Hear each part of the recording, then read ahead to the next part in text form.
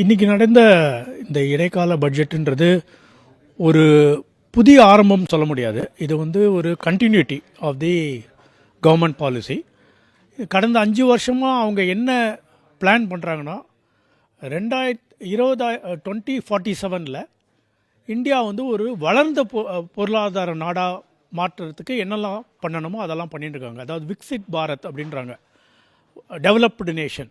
இந்த டெவலப்டு நேஷனுக்கு என்னென்னலாம் பண்ணணுமோ அதுக்கு உண்டான plan, medium term long term plan பண்ணிட்டு வராங்க. அதோட ஒரு தொடர்ச்சி தான் இந்த இடைக்கால பட்ஜெட்லேயும் அவங்க அறிவிச்சிருக்காங்க. ஜூலையில் வர பட்ஜெட்லேயும் அவங்க இந்த கவர்மெண்ட் வந்ததுன்னா திருப்பியும் அதே தான் அவங்க பேச போகிறாங்க. அதில் என்னென்னு பார்த்தீங்கன்னா, இன்ஃப்ராஸ்ட்ரக்சர் லெட் க்ரோத்து, அதோ முதல் பிரின்சிபல். ரெண்டாவது பிரின்சிபல் புதிய இண்டஸ்ட்ரி, தொழில்நுட்பங்கள் உடைய இண்டஸ்ட்ரி அவங்களுக்கு ஊக்குவிக்கிற மாதிரியான ப்ரொடக்ஷன் லிங்க்டு இன்சென்டிவ் ஆட்டம், அவங்களுக்கு என்னென்னலாம் சப்ளை செயின் எனேபிள் பண்ணுமோ. பிஎம் கதி சக்தியில் ரயில்வேயை பற்றி பேசினாங்க இன்றைக்கி. அதில் சிமெண்ட்டை பற்றி பேசினாங்க, 1-2-3 இண்டஸ்ட்ரியை பற்றி பேசினாங்க. இதுக்கெல்லாம் எப்படி ரயில்வே ஒரு தனி காரிடார் க்ரியேட் பண்ணலான்னு பேசினாங்க.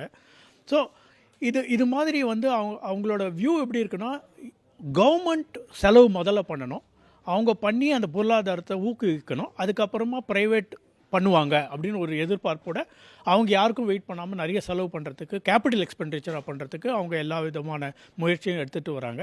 இந்த இடைக்கால பட்ஜெட்லேயும் அது மாதிரி 11.11 lakh crores capex infrastructure funding பண்ணியிருக்காங்க. ஆர்என்டி அதுவும் இது அகைன் ஒரு புதிய முயற்சின்னு சொல்லலாம்.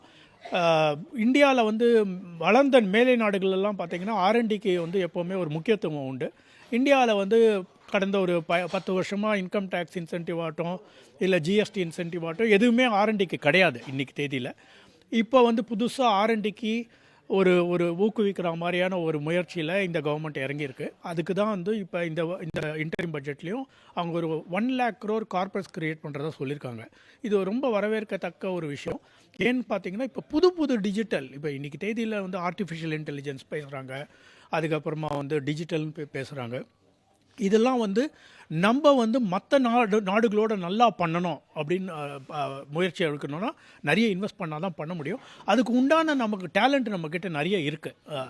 இதை எப்படி நம்ம drone auto for that matter, இது மாதிரி பல புதிய தொழில்நுட்பங்களை கொண்டு வரத்துக்கு ஆர்என்டி 1 lakh crore கார்பஸ் கொண்டு வந்திருக்காங்க. ஸோ மொத்தமாக ஓவராலாக நீங்கள் பார்த்தீங்கன்னா டேக்ஸில் ஒரு பெருசாக ஒரு எதிர்பார்ப்புகளும் இல்லை, அவங்களும் ஒன்றும் அனௌன்ஸ் பண்ணல. பட் ஆனால் எக்கனாமிக் பிரின்சிபல்ஸ்னு பார்த்தீங்கன்னா அவங்க இது ஒரு தொடர்ச்சியாக இந்த பட்ஜெட்டை கடந்த 5 கால அவங்களோட முயற்சி என்னவோ அந்த தொடர்ச்சியாக இந்த இன்டரிம் பட்ஜெட்லேயே அவங்க கொண்டு வந்திருக்காங்க. ஜூலை பட்ஜெட்டில் அவங்க வந்தாலும் இதே தான் பண்ணுவாங்கன்றது நான் எதிர்பார்க்குறேன். என் பேர் Sriram, chairman indirect tax committee, southern India chamber of commerce.